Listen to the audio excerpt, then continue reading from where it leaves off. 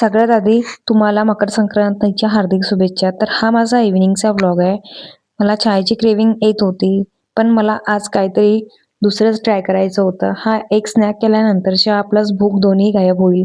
आज मी पेरू चाट ट्राय केले. 5 मिनिटामध्ये तयार होतं.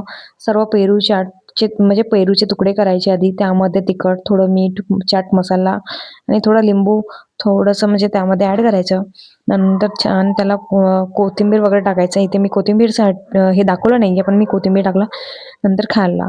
नंतर मला बाहेर जायचं होतं, कारण आज मकर संक्रांती होती. त्यासाठी ना त्यांच्या फ्रेंडनी आम्हाला इन्व्हाइट केलं होतं. सो त्यासाठी आम्ही तिथे टेरेसवर गेलो होतो पतंग वगैरे उडवायला आणि खूप मस्त त्यांनी पूर्ण ऑर्गनाइज केलं होतं प्लॅन.